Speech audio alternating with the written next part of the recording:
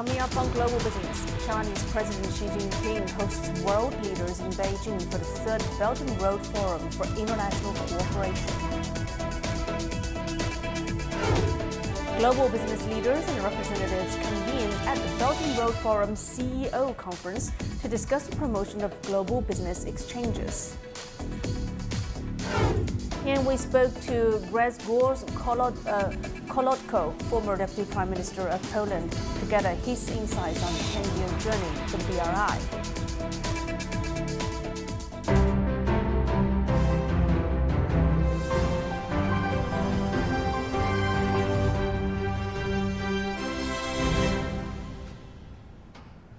China and Ethiopia have announced the elevation of bilateral ties to an all-weather strategic partnership. This came after a meeting in Beijing between Chinese President Xi Jinping and Ethiopian Prime Minister Abiy Ahmed. Xi said the two sides should jointly work to advance common development and win-win cooperation, promote South-South solidarity, and safeguard international equity and justice. Prime Minister Abiy Ahmed said Ethiopia will continue to advance the Belt and Road cooperation and welcome more Chinese enterprises to invest in the country. President Xi Jinping also met with Hungarian Prime Minister Viktor Orban in Beijing on Tuesday. Xi stressed China's commitment to promoting a deep synergy of the Belt and Road Initiative with Hungary's opening to the East policy and sharing development opportunities and achievements. And on Monday, President Xi met with Papua New Guinea's Prime Minister James Marape. Both leaders pledged to continue supporting each other, deepening their strategic partnership, enhancing Belt and Road cooperation, and collaborating with other South Pacific countries. China and Serbia inked a free trade agreement in Beijing on Tuesday in the presence of Chinese President Xi Jinping and Serbian President Aleksandar Vučić. The agreement was signed by Chinese Minister of Commerce Wang Wentao and Serbian Minister of Domestic and Foreign Trade Tomislav Morivovic. This is the first free trade agreement between China and Central Eastern European countries. With this, Serbia has become China's 29th FTA partner. The Ethiopian-China Investment Forum series was held in Beijing on Tuesday, fostering a dynamic exchange of ideas and opportunities. Under the theme, Exploring Untapped Investment Potential in the Heart of Africa, more than 400 delegates from Ethiopia and China came together to delve into deeper cooperation and shared development. Ethiopian officials presented the most recent advancements and investment possibilities in sectors like infrastructure, mining, and energy. A noteworthy aspect is Ethiopia's strong endorsement of the Belt and Road Initiative, which has borne substantial fruits due to fruitful collaboration with China. China, as our development partner, has been making a significant contribution to our economic and social growth. The physical, economic, and social infrastructure projects undertaken by the Chinese public and private enterprises in different sectors are not only making a real difference in the livelihood of Ethiopians, but also building Ethiopia as a competitive and attractive destination for foreign direct investment. It is apparent that China has visibly emerged as an economic giant and a stabilizing force in the global economy. We in Africa are determined to draw lessons from Chinese political and corporate leadership experience. We have a sustainable infrastructure, which is our largest cargo network and terminal in Africa. We have a destination of trip on more than 125 international and 59 cargo. And as you know, Ethiopia has more than 34 flights in China in 5 provinces. Some of people say that Ethiopia is a landlocked, but we say Ethiopia is a very connected country that's easily to access all the seas around us. And the China State Taxation Administration inked tax agreements in Beijing on Tuesday with the governments of Senegal and Cameroon. The agreements were signed to strengthen tax collaboration between China and the Belt and Road partner countries and foster an open and cooperative global tax environment that encourages mutually beneficial cooperation. And these accords grant China the ability to levy taxes on cross-border income, alleviating double taxation for individuals and businesses involved in cross-border activities.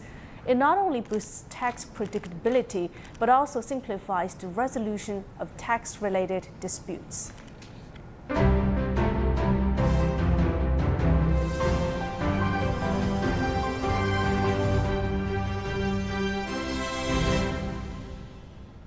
And the CEO conference of the Belt and Road Forum was held in Beijing on Tuesday and brought together business leaders from various countries who exchanged insights on the Belt and Road Initiative and formalized contracts. Our correspondent Wang Tianyu has more from the conference.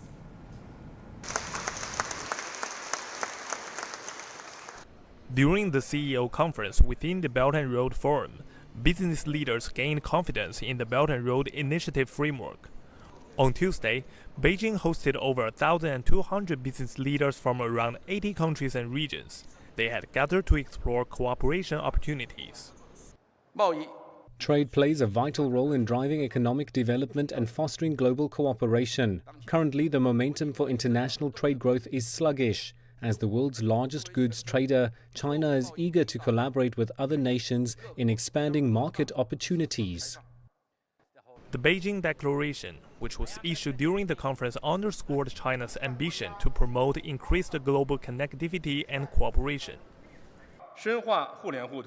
We pledge to actively participate in infrastructure development, expand areas of mutual recognition standards, enhance trade liberalization and facilitation, deepen cooperation in finance and investment, and enhance mutual respect and understanding through business and people-to-people exchanges.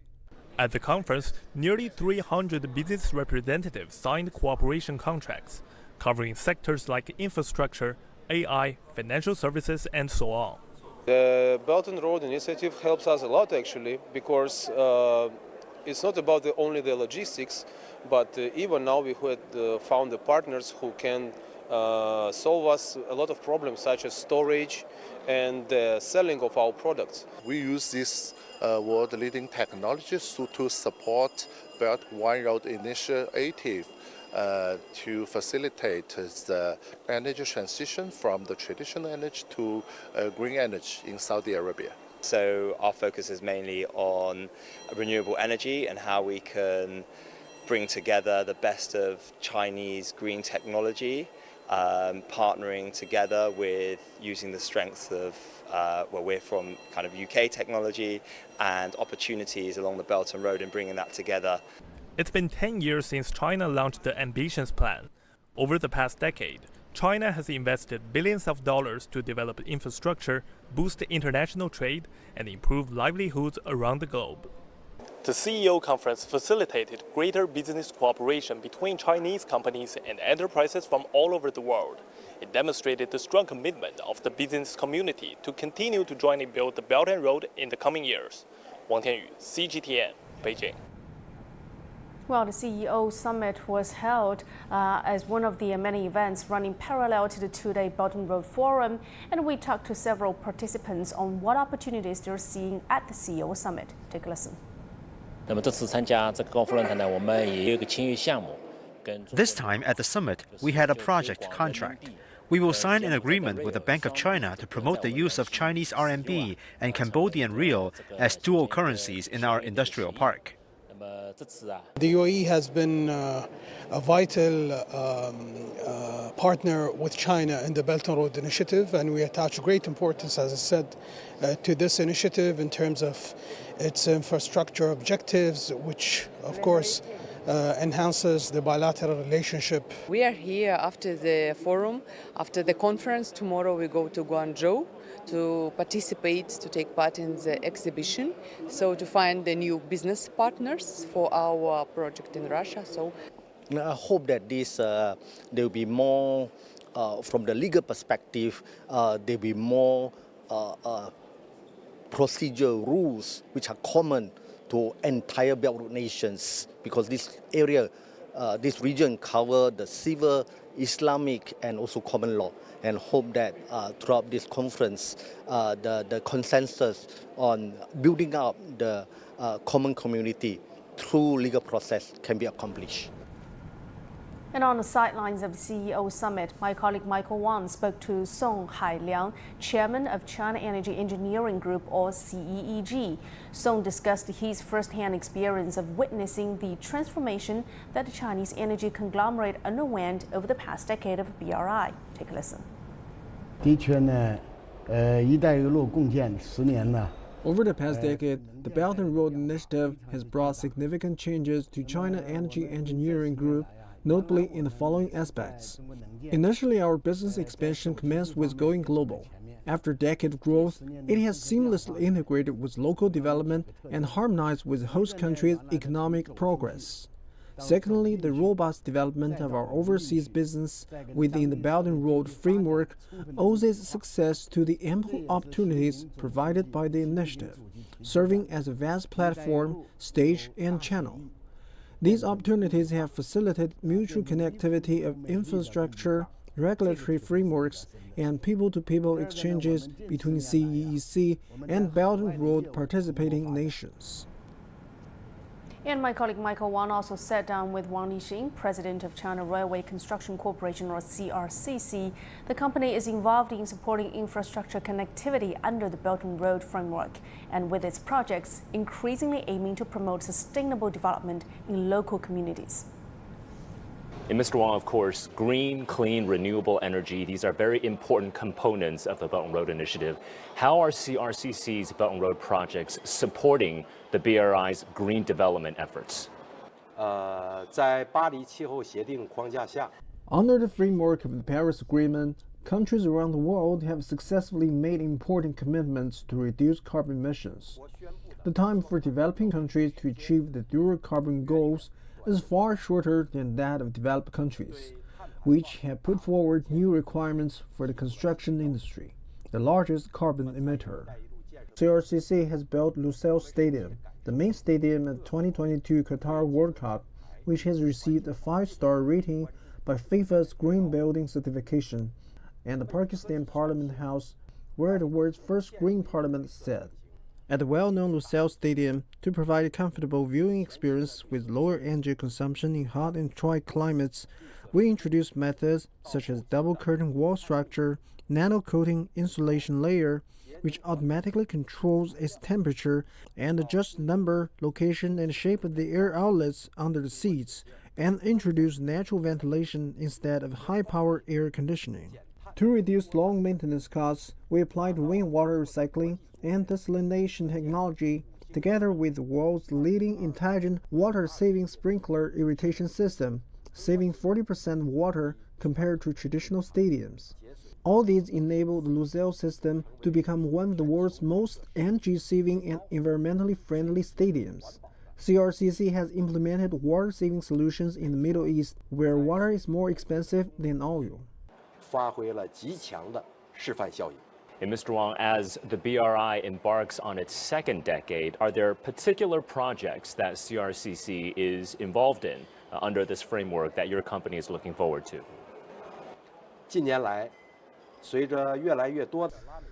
In recent years, an increasing number of Latin American countries have become Belt and Road participating countries, and the list of major cooperation projects between China and Latin America has continued to grow. CRCC has successively implemented landmark projects such as the Uranabac-Riberalta Highway in Bolivia, Chile Route 5, Mirado Copper Mine in Ecuador, Lima Metro Line 2 in Peru, and Western Tram in Colombia, covering areas including infrastructure construction, mineral mining operation and maintenance, design consulting and supervision. These projects show that Chinese enterprises are conducting more extensive and in-depth exchanges and cooperation with Latin American partners. At the beginning of this year, the construction of the new Demerara River Bridge in Guyana officially started. This is the largest transportation infrastructure project in Guyana and the landmark cooperation project between China and Guyana. Once completed, the project will help shorten the crossing time by 3/4 and more than double traffic, which will greatly facilitate travel on both sides of the new Demerara River and promote local socio-economic development. In the future, CRCC will continue to pursue high-standard, people-centered, and sustainable development, work with all parties in Guyana, to promote high-quality construction of infrastructure projects. 为中规友谊做出铁剑贡献。 And of course, right now, Mr. Wang, we are seeing rising global uncertainty, rising risks of perhaps geoeconomic fragmentation. Do you see the BRI as potentially a catalyst, a force for stability, where the initiative can also promote more international cooperation when it comes to trade? 共建“一带一路”开辟了世界经济增长的新空间。 The Belt and Road Initiative has emerged as a pivotal force in the global economy. It has not only created new avenues for economic growth, but also established a robust platform for international trade and investment. The countries involved have witnessed increased development capacity and improved well-being. Furthermore, the BRI has introduced innovative practices that enhance global governance, offering a sense of certainty and stability during times of profound change. As the BRI continues to gain momentum, it will further streamline the flow of information, capital, technology, products, industries, and people. This, in turn, will contribute to the positive evolution of economic globalization. The BRI is poised to promote broader and deeper international cooperation, injecting momentum into global stability and development on a larger scale and at higher level. 不断增添新动能。 Global political leaders are converging in Beijing for the Belt and Road Initiative. CGTN's Wang Ting spoke to Grzegorz Kolotko, the former Deputy Prime Minister of Poland and a renowned economics professor, to get his insights on the decade-long journey of the Belt and Road Initiative. You've come to China for the Belt and Road Forum, so I would like to begin by asking your takes on the project. You know, since its launch a decade ago in 2013, have your thoughts changed on the Belt and Road Initiative? In a certain sense, yes, because on the one hand, I have expected a little bit more as far as Belt and Road is concerned in my part of the world, in East Central Europe. But I don't expect that much of an expansion that it will cover over 150 countries all over the world. So say, somehow I did not expect 10 years ago neither the depth nor the width of the initiative.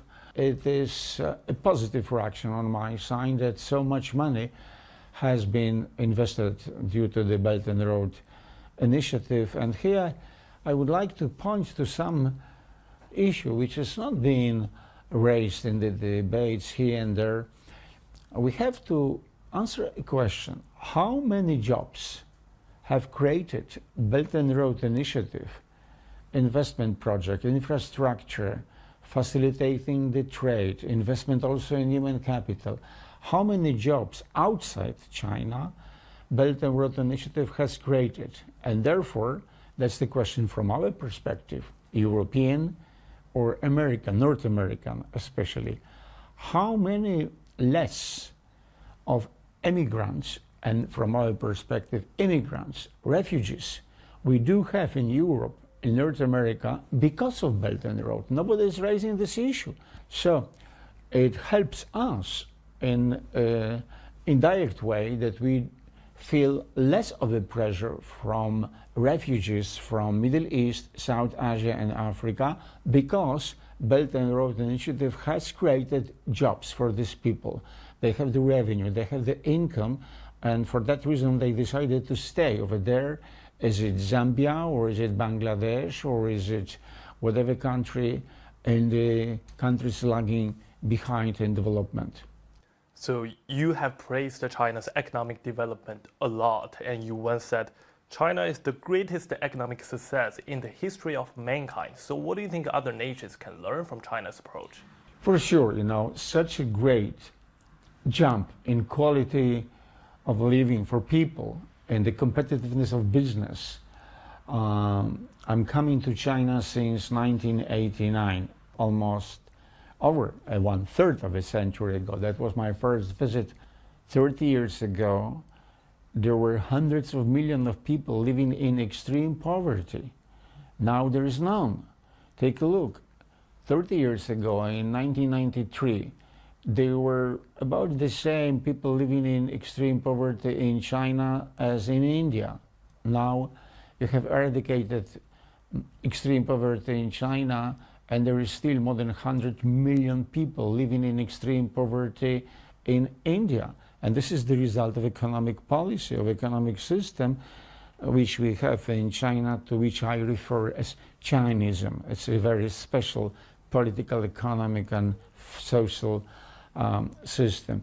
So what the other countries may learn from China's achievements, I would say, to put it in a nutshell, how to combine, how to mix in a productive, efficient way the power of invisible hand of market with the power of visible hand of government. Many countries try to do so, even now the developed one, like say United States.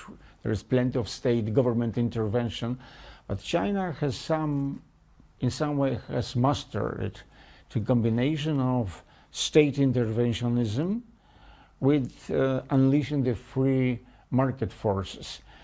It is difficult. China is far from perfect, but China is the best in the long shot with combining these two powers.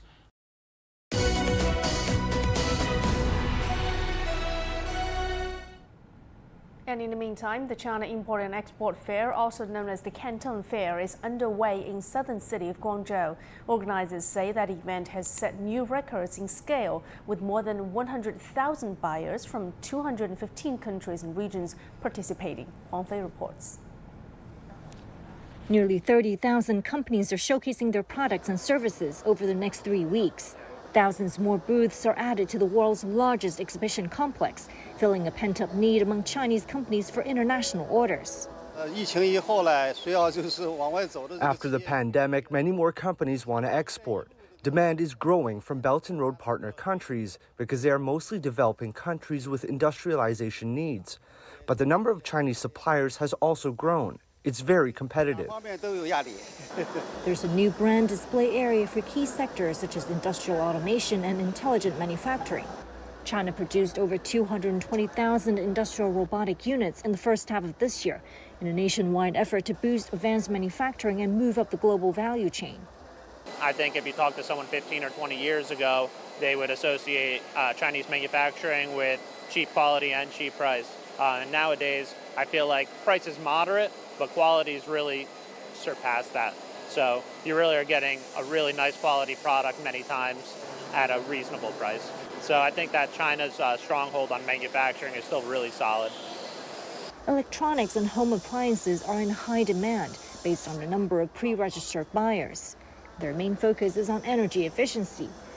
In an unprecedented display of sustainability, all electricity that powers this Canton Fair comes from renewable sources, such as wind and solar energy. For the first time in the Canton Fair's 66-year history, we've achieved full green power coverage. Companies can purchase green electricity through our trading and certification center. In Guangdong, green power trade has surged by 120 times since 2021, serving more than 600 companies in sectors such as manufacturing, construction, energy, and biomedicine. The Canton Fair is taking place as China's trade decline starts to ease. The change is partly driven by an upturn in the global electronics sector and a peak export season for Christmas products. Growing imports from the EU and Belt and Road partner countries are also encouraging signs. It's hoped the exhibition reveals a strong appetite among international companies for the Chinese market and manufacturing, leading to a better trade picture in 2024. Huang Fei, CGTN, Guangzhou. Let's move on to some other business headlines that we're tracking at the hour. Consumer prices rose by 5.6% on the year in New Zealand during the third quarter, marking the slowest growth in 2 years. Statistics New Zealand said on Tuesday that the announcement has tempered expectations for a cash rate hike by the central bank in November and led to a decline in the New Zealand dollar. Data from the ZOO Institute, that's Germany's leading economic research center, reveals that German investor confidence improved beyond expectations in October. The economic situation in Germany has stabilized with only a minor 0.5 point drop to minus 79.9 points. And a survey by the Bank of Canada indicates that more Canadian businesses anticipated cooling of inflation over the next 2 years compared to the previous quarter. However, business outlook has dipped to its lowest point since COVID-19 pandemic. Approximately 1/3 of firms are bracing for a potential recession in the coming year. And also, let's take a look at what else is making headlines from around the world. Well, around a third of food produced for human consumption actually goes to waste, and even when there are acute food shortages in many parts of the world. And according to our correspondent Johannes Plescheberg, he investigating several initiatives in Austria that are dedicated to food wastage. Towards the end of lunchtime, this restaurant in Vienna offers leftover meals at a reduced price instead of throwing them into the bin. Customers are notified via an app whenever such meals are available. It's a shame to throw food away. It's better to sell it on at a discounted price. About 20 to 30% of the charge goes as commission to the Too Good To Go app, which provides this platform not just to restaurants, but also to supermarkets and other retailers selling their leftovers before they go to waste. So in the beginning, when we launched Too Good To Go in Austria, nobody knew it, right? And we started with a few restaurants, a few bakeries in Vienna, but there wasn't really a lot of awareness for food waste. So it took us quite some convincing to get the first few partners on board. But after a couple of weeks, a couple of months, we got the first chains on board, the first restaurants, and then it really was a snowball effect. Meanwhile, the originally Danish app has 7,000 partners in Austria and is available in 16 other countries too. But despite the growing awareness, food waste continues to be an issue. Unfortunately, I also waste food. For example, I buy new bread every day, and the one from yesterday is often then thrown away. It's not good if you throw out food, and you shouldn't just throw it out. You should try to reuse it. I think going to the market is already a very sustainable way to buy products that you just need for one household. So I believe in supermarkets, the quantity of food and fruits are too much for one person, for example. It's estimated the average Austrian throws out $800 worth of edible food each year. Too Good To Go is not the only initiative trying to stop this waste. NGOs collect leftovers and share them with people in need. Companies are turning old bread into beer or granola. Meanwhile, the Food Sharing Initiative provides public refrigerators where anyone can leave or pick up leftover food. According to environmental organizations, however, sharing leftovers is not enough to stop food waste. What is needed is a responsible approach with this precious resource along the entire supply chain, from the farm to the retailer. Johannes Plescheberg, CGTN, Vienna. And with that, I'm wrapping up this edition of Global Business here on CGTN. I'm Lin Lu in Beijing. Thanks for being with us. Till next time, bye for now.